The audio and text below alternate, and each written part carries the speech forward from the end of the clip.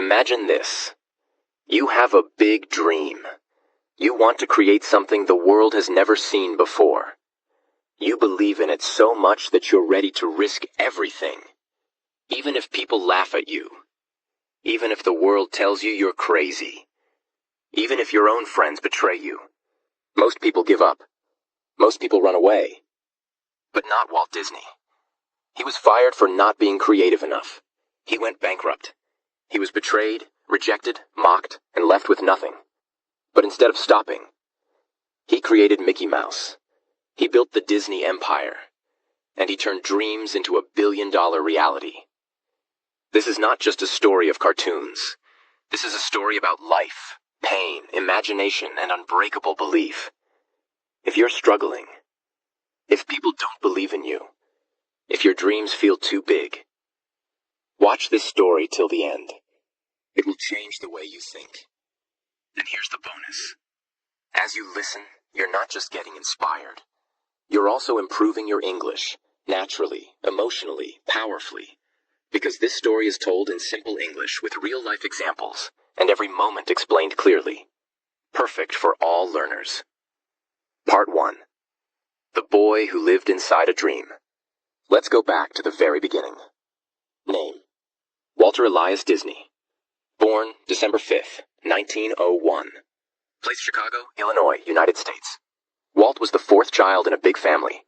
His father, Elias Disney, was a strict man, hard-working but often angry. His mother, Flora, was warm, gentle, and believed in Walt's creativity.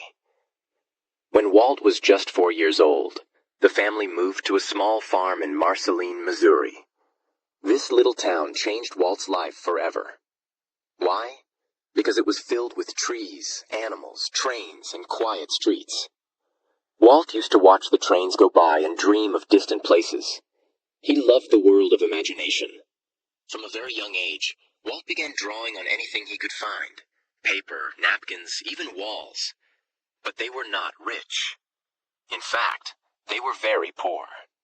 So Walt didn't have fancy pencils or notebooks. Instead, he used charcoal sticks from the stove to draw on old newspaper.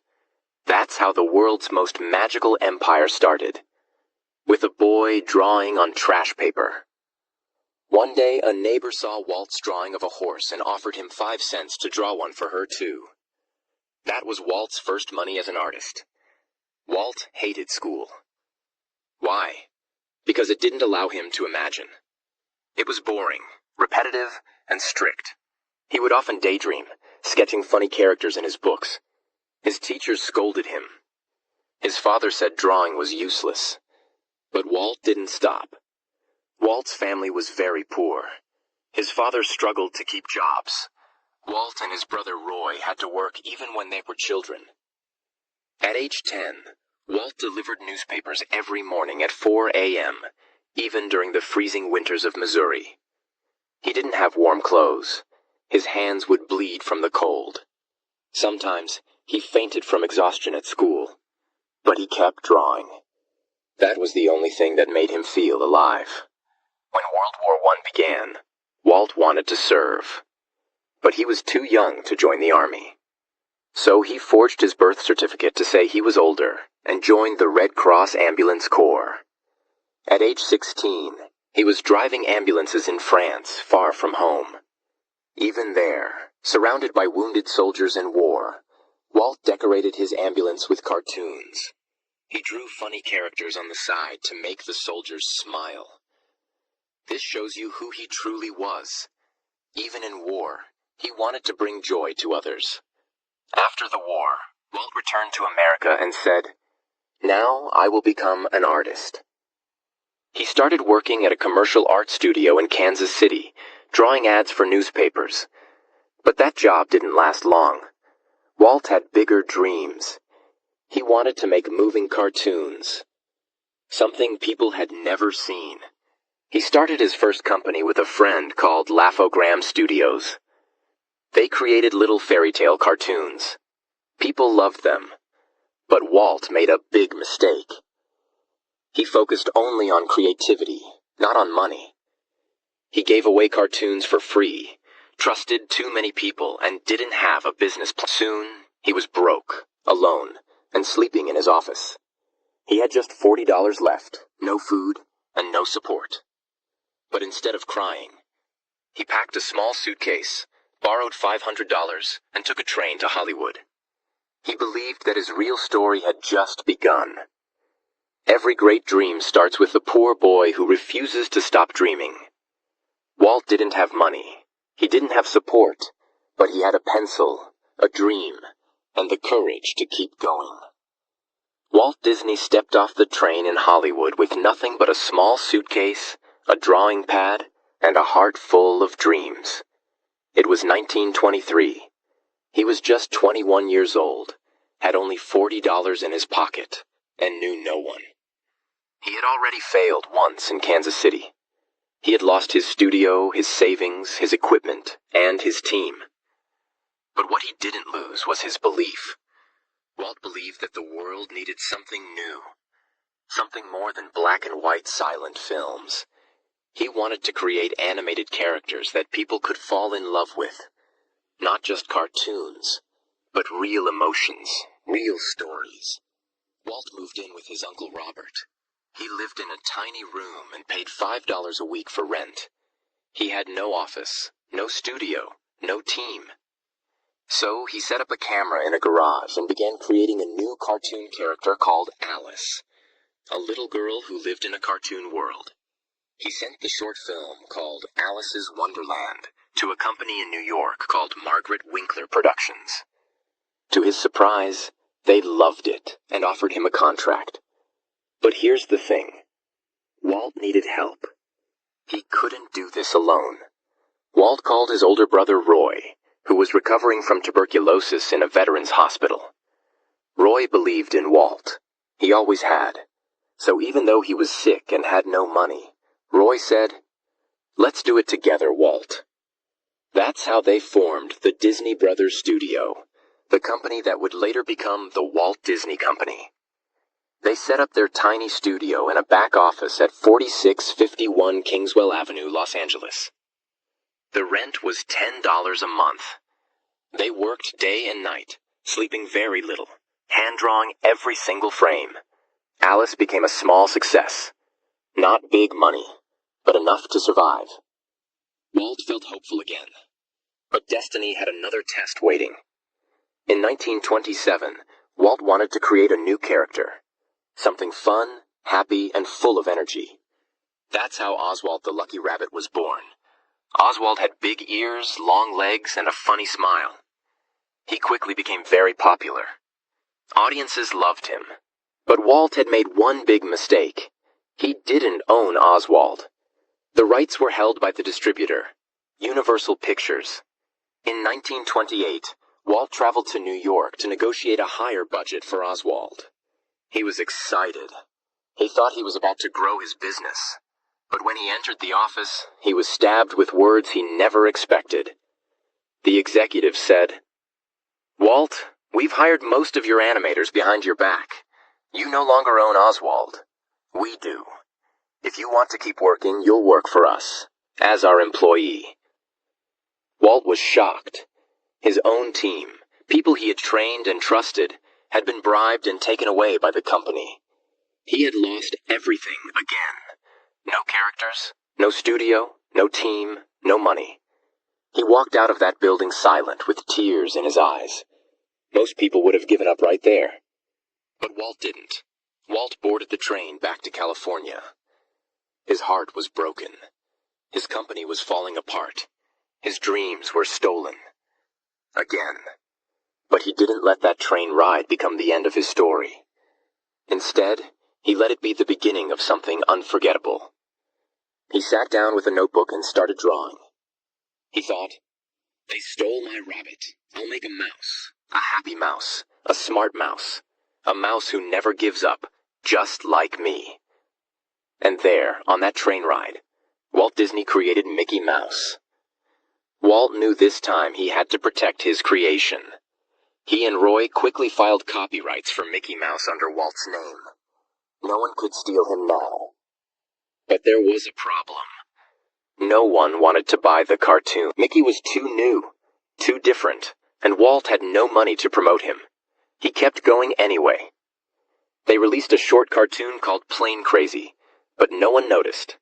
Then came The Galloping Gaucho. Again, very little attention. Walt was running out of time and money. So he took a risk. He added something no cartoon had ever done before. Sound. In 1928, Walt released Steamboat Willie, the first ever cartoon with synchronized sound. It wasn't just sound effects. The characters spoke. They laughed, whistled, and sang. Audiences were blown away. No one had ever seen anything like it. People lined up around the block to watch this funny little mouse on a steamboat. Mickey Mouse became an instant superstar. Just like that, Walt Disney, the man who had lost everything twice, was back on top. Walt began creating more Mickey Mouse cartoons. They were distributed to theaters and shown before movies. Each short film brought in thousands of dollars. Walt and Roy finally had profit. They hired more animators, bought better equipment, and opened a proper studio on Hyperion Avenue in Los Angeles. But Walt wasn't satisfied. He didn't want to just make cartoons. He wanted to build a world, a place where imagination had no limits. When everything was taken from him, even his own creation, Walt didn't cry, complain, or quit. He went back to the drawing board and created something better. They stole his rabbit. He gave the world a mouse. And that mouse became a legend. This part of Walt's story is not just about cartoons. It's about how to fight back after betrayal, how to protect your dream, and how to create something unforgettable when you're broken. Part 2. The Mouse Who Conquered the World, and a Dream That Nearly Killed Him. After the world fell in love with Mickey Mouse through Steamboat Willie, Walt Disney was finally climbing out of darkness. The betrayal of Oswald still hurt. But now, Walt had something he truly owned. Mickey Mouse wasn't just a character. He was a symbol of survival. A little mouse with a big heart. And Walt wasn't just drawing cartoons anymore. He was quietly building an empire. With the money from Mickey Mouse cartoons, Walt and Roy bought a new office on Hyperion Avenue in Los Angeles. It was small at first. Just a few rooms, a few desks, and a small team. But Walt treated it like the beginning of a kingdom. He hired more animators. He pushed them to be better, to do things no one had ever done. He wasn't focused on short-term success. He was obsessed with what could be possible. And that's when he started dreaming of something much bigger. Walt didn't stop at Mickey. He gave Mickey a girlfriend, Minnie Mouse, and she quickly became loved by fans all around the world. Then came more characters. Goofy, the silly dog who was always clumsy. Pluto, Mickey's loyal pet. Donald Duck, the angry, funny duck with a loud voice. Each one became iconic. But here's something most people don't know. Walt Disney voiced Mickey Mouse himself in the early years. Yes, that cheerful, squeaky voice, that was Walt's own voice. He wasn't just the creator. He was Mickey. As Mickey's popularity exploded, Walt and Roy began licensing the character. They started with small things, pencils, lunchboxes, notebooks, and watches. Then came Mickey Mouse dolls, books, posters, even clocks and toys. Soon, Mickey Mouse merchandise was earning over $1 million a year, which was a massive amount of money in the 1930s. That's over $20 million today. But Walt didn't care much about the money. He didn't buy big houses or expensive clothes. He reinvested almost everything back into the studio. Why?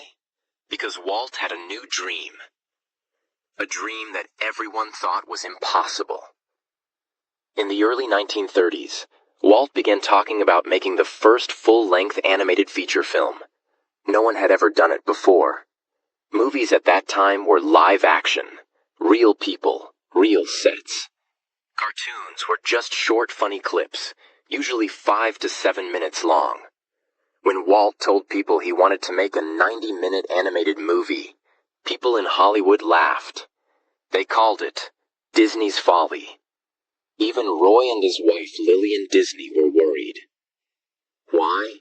Because it was going to cost more than $250,000. And that was just the early estimate. For comparison, most animated shorts cost under $20,000. But Walt didn't care. He said, "This is going to change the world. People will sit down and cry over a cartoon." No one believed him, but he moved forward anyway. Walt chose Snow White and the Seven Dwarfs as the story for his film. It was a classic fairy tale, with love, danger, magic, sadness, and hope. But turning it into a cartoon wasn't easy. Walt pushed his team to go beyond anything they'd done before. New techniques in animation, depth, shadows, motion, detailed character expressions, full orchestral music score, hand-painted backgrounds, over 2 million individual drawings. The budget quickly grew from $250,000 to $1.5 million. Walt had to mortgage his house and borrow money from banks. The stress nearly broke him. He lost weight. He couldn't sleep. He started having nervous breakdowns. People around him were terrified. If Snow White failed, the entire studio would shut down. Everyone would lose their jobs. Walt would lose everything. But he didn't slow down. He said, "This is not a cartoon. This is a story about the human heart." The premiere of Snow White and the Seven Dwarfs took place at the Carthay Circle Theater in Los Angeles.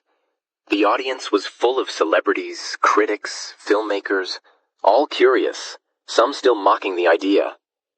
But as the movie played, the theater went silent. People started crying during the sad scenes. They laughed, they gasped, they cheered.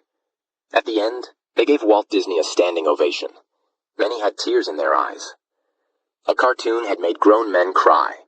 A cartoon had told a real story, with emotion, pain, love, and joy. The impossible had happened. Snow White was a massive box office hit. It earned over $8 million. In the middle of the Great Depression. That's more than $160 million today. It became the highest-grossing sound film at that time. Walt paid back every loan. He gave bonuses to his team. He bought new land and began building a bigger studio in Burbank, California. But most importantly, he proved that animation was not just for kids. It was an art form. In 1939, Walt was given a special Oscar for Snow White. 1 full-size Oscar and 7 miniature ones representing the dwarfs. But he didn't stop there. He began planning his next animated films. Pinocchio, Fantasia, Dumbo, Bambi. Each one more creative and emotional than the last. He was no longer just a cartoonist. He was a storyteller, a world builder, a visionary. Walt Disney believed in something no one had ever seen. He risked everything. His money, his health, his reputation. To tell a story that people said would never work. But he didn't just prove them wrong. He changed the future of movies. He turned drawings into dreams. He made the world cry, laugh, and believe. With a pencil. By the end of 1937, Walt Disney had accomplished the impossible. He turned a cartoon mouth into a worldwide symbol. He created the world's first animated feature film, and made the world cry. He proved that animation could be as powerful as any Hollywood movie. His studio was growing. His films were being translated into multiple languages, and his name was now not just known in America, but respected around the world. But just when everything seemed perfect, dark clouds appeared again. Walt used the profits from Snow White to build a state-of-the-art studio in Burbank, California. It was unlike anything Hollywood had ever seen. Spacious animation rooms, natural light for artists, a special camera department, private screening rooms, even a cafeteria for staff. This wasn't just a building. It was a creative kingdom. But Walt's vision came with a price. The construction alone cost over $3 million, a massive amount in the 1930s. And while the studio looked like paradise, financial pressure was building behind the scenes. After Snow White, Walt immediately began working on several new animated films. 1. Pinocchio, 1940. A wooden puppet who wants to become a real boy. Second Fantasia, 1940. A blend of classical music and animation, including Mickey as the Sorcerer's Apprentice. Third Dumbo, 1941. A baby elephant with giant ears who learns to fly. 4. Bambi, 1942. A deer's emotional journey from childhood to adulthood. These films were incredible. Today, they are legends. But back then, things went wrong. When Pinocchio and Fantasia were released, something terrible happened. World War II had just started. As war spread across Europe, many international markets shut down. That meant fewer theaters, lower ticket sales, and millions of dollars lost. The studio had borrowed heavily to fund these films. Now, the company was struggling to survive again. Walt was devastated. These were his best creations, but the world was too busy fighting to watch cartoons. He refused to blame the world. Instead, he worked harder. But soon, he was about to face one of the darkest moments of his life. Not from outside, but from inside his own studio. Walt always saw himself as a leader, not a boss. He thought his studio was like a family. He believed he treated his artists well. But not everyone felt the same. Some animators were paid much more than others. Some worked long hours without fair recognition. And during the financial crash, Walt had cut salaries. But not his own. Tensions started to grow quietly. Then, on May 29th, 1941, more than 300 Disney employees walked out of the studio. They were holding signs that said, "Disney unfair. Mouse is a rat. Don't smile with Mickey." Walt was crushed. He had spent years building something magical. Now he was being called a monster by the very people he gave jobs to. The strike went on for weeks. Walt was under pressure from newspapers, studios, investors, and even the U.S. government to settle the conflict. He was also emotionally breaking. This was not just about business. For Walt, this was personal. He felt betrayed, misunderstood, and deeply alone. So his doctor, and even his wife Lillian, told him to step away. He needed distance. That's when Walt accepted a government invitation to travel abroad as a goodwill ambassador to Latin America. He left the company in Roy's hands. For the first time in years, Walt Disney stepped away from the studio he built. During World War II, the Disney studio stopped most of its feature film work. Instead, they made military training films, war propaganda cartoons, and public safety animations. Mickey Mouse, Donald Duck, and Goofy were shown in army uniforms. These cartoons weren't about fun. They were about helping soldiers and educating the public. The U.S. government paid Disney to make these films, which helped the studio survive financially during the war. Walt didn't enjoy it, but he did it because he believed in supporting the country. And he knew. To dream again, first we must survive. Even while his studio was doing war work, even while he was recovering from betrayal, Walt was thinking about something completely new. He had noticed something during his travels, and even while visiting small amusement parks with his daughters, Diane and Sharon. He hated how dirty, cheap, and boring they were. He thought, what if there was a place where families could go together, where dreams felt real, where stories came to life? An amusement park, but like nothing anyone had ever seen. A place where people didn't just watch the magic. They lived inside it. That idea began to grow quietly inside him, while the world saw Mickey, Pluto, and Goofy on screen. Walt was secretly sketching castles, rides, worlds, and lands on napkins and notepads. People thought he was just recovering from stress. But what he was really doing was building the future. Walt Disney survived global war, financial collapse, and personal betrayal. He lost his team. He lost his peace. He lost his spark. But instead of giving up, he started imagining a world no one had ever seen. When people expected him to retire, he began dreaming harder than ever. Because that's who Walt was. When his world broke, he created a new one. Part 3. The Crazy Dream of Disneyland. And how he built the happiest place on Earth. While the world thought Walt Disney was just making more cartoons, while newspapers said he was past his prime, while investors still doubted him, Walt Disney was secretly building something much, much bigger than a film. He was designing an entire world. Not a fantasy world on paper. A real place. A place people could walk into. A place where stories would come alive around you. A place that would make children smile, adults dream again, and the impossible feel real. That place would be called Disneyland. But it started with nothing. No land, no support, no money, just an idea. And a man who refused to let it go. It all began with a simple moment. Walt Disney was sitting on a park bench in Griffith Park, Los Angeles, in the 1940s. He was watching his two daughters, Diane and Sharon, ride a small merry-go-round. He smiled. They laughed. But inside, he felt something was missing.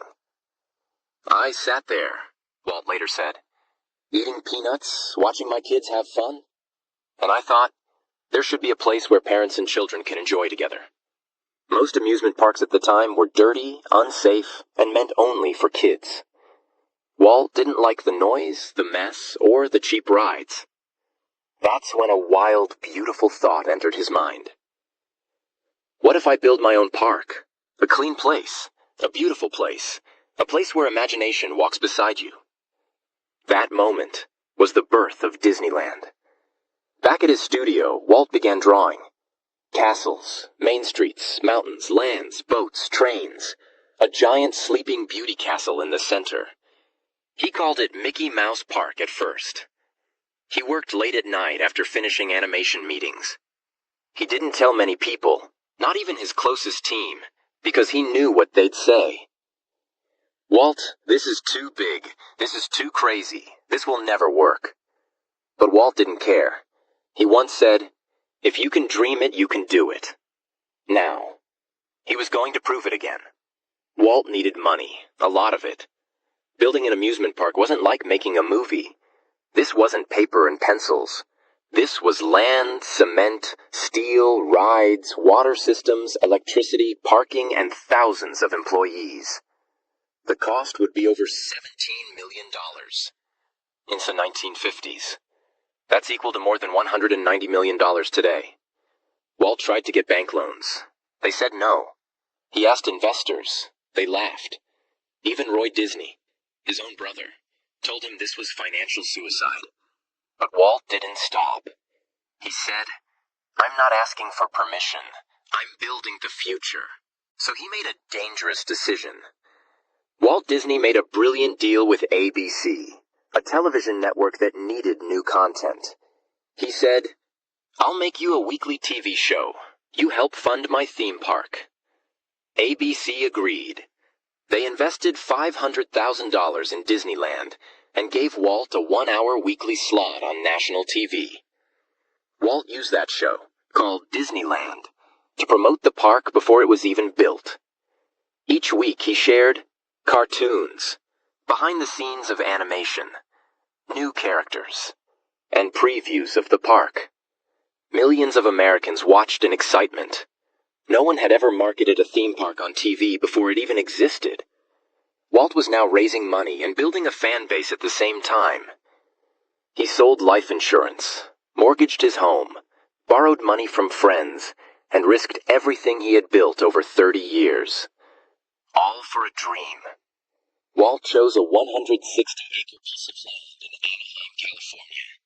At the time, it was full of orange trees and farmland. People thought he was crazy. Anaheim was far from Los Angeles. There were no freeways, no hotels, no tourism. But Walt saw what no one else saw. One day this will be the heart of joy. He bought the land for $879,000. Then construction began, and nothing was easy. Disneyland was built in just 1 year, between 1954 and 1955. But almost everything went wrong. Water pipes broke. Heat waves destroyed concrete. The castle roof caught fire once. Workers fell behind schedule. Rides broke during tests. Contractors quit halfway through. And Walt kept changing designs. Even after walls were built, the workers called it Walt's nightmare. But Walt kept walking the site every day in a hard hat, sweating under the sun, pointing, fixing, encouraging. One worker said, "You didn't want to disappoint Walt." Even when he was tired, his eyes were still dreaming. The big day arrived. More than 28,000 people showed up to Disneyland's opening day, even though they had only planned for 15,000. Counterfeit tickets were sold. Traffic was so bad, cars were stuck for 7 miles. Rides broke down, food ran out, bathrooms overflowed. High heels sank into the fresh asphalt because it was still hot. The media called it Black Sunday. Some said the park would fail within a year. But Walt said nothing. He simply fixed everything. Within weeks, the problems were solved. Within months, crowds kept growing. And within a year, more than 3.5 million people had visited Disneyland. Disneyland was a miracle. It had themed lands like Main Street, USA, a vision of Walt's childhood town; Adventureland, with jungle cruises and wild stories; Fantasyland, home of Peter Pan, Snow White, and Sleeping Beauty; Tomorrowland, a future of rockets, science, and space; Frontierland, cowboys, trains, and the Wild West. Every corner had music, detail, color, smells, characters, and magic. It was not just a park. It was a living dream. Walt said, "Disneyland will never be completed. It will continue to grow, as long as there is imagination left in the world." Walt Disney built a world, while everyone said he was crazy. He risked his company, his house, his savings, and his health. But in the middle of dirt and chaos, he saw a castle. And where others saw oranges, he planted imagination. Disneyland wasn't built with money, it was built with belief. Part 4. The Final Dream, and how Walt Disney built a world that never dies. Disneyland was a living dream, but Walt Disney was not done. In fact, just months after Disneyland opened, he had already started dreaming again. He had created movies. He had changed animation. He had built the first magical kingdom. But now, he wanted to create an entire city, a city of the future, clean, safe, organized, full of technology, parks, public transport, and opportunity. He called it EPCOT, the Experimental Prototype Community of Tomorrow. And he was ready to build it. Walt didn't want to just entertain people anymore. He wanted to improve the way they live. He looked at the problems of American cities in the 1960s. Traffic, pollution, crime, overcrowding. And he thought, we can do better. He imagined people living in beautiful homes, safe and fast transportation with monorails and people movers, a central dome city filled with community, innovation, and education. No cars in neighborhoods, only walking paths and trains. A place where technology and humanity grow together. Walt said, Epcot will always be in a state of becoming. It will never be completed, but it will always show the world what can be. He bought 27,000 acres of land in Florida. Yes, 27,000, which is twice the size of Manhattan. But very few people knew what he was doing. He bought the land in secret, using fake company names to keep the price low. When news broke, people were shocked. Walt Disney is building something in Florida. But what exactly? Walt was working day and night. He was holding secret planning meetings, He was sketching maps, models, and city plans. He was recording videos of himself explaining the vision of Epcot. Even at age 64, Walt was still more creative than anyone alive. But something was silently happening inside his body. Something dangerous. Something final. Walt Disney had been a heavy smoker for most of his life. Even during studio meetings, he would hold a cigarette in one hand and a pencil in the other. In November 1966, he went to the hospital for a minor neck injury. Doctors took an X-ray and found a dark spot on his left lung. It was lung cancer, and it was already spreading. Walt kept it private. He didn't want anyone to panic. He told very few people. Even some of his team didn't know. He quietly began treatment, but his body was weakening. He kept working anyway. Even from his hospital bed, he had sketches, maps, and papers around him. He had the model of Epcot placed on the ceiling above him, so when he looked up, he could see his city. Roy Disney later said, "Even in his last days, Walt wasn't thinking about death. He was thinking about what the world could become." Walt Disney died on the morning of December 15, 1966, just 10 days after his 65th birthday. The man who changed childhood, cinema, storytelling, and imagination, closed his eyes quietly in a hospital room in Los Angeles. No big ceremony, no speeches, no cameras, just silence.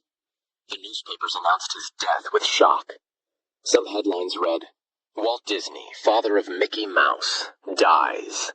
The world has lost its greatest dreamer." Even President Lyndon Johnson gave a statement saying, "Walt Disney brought joy to the lives of millions."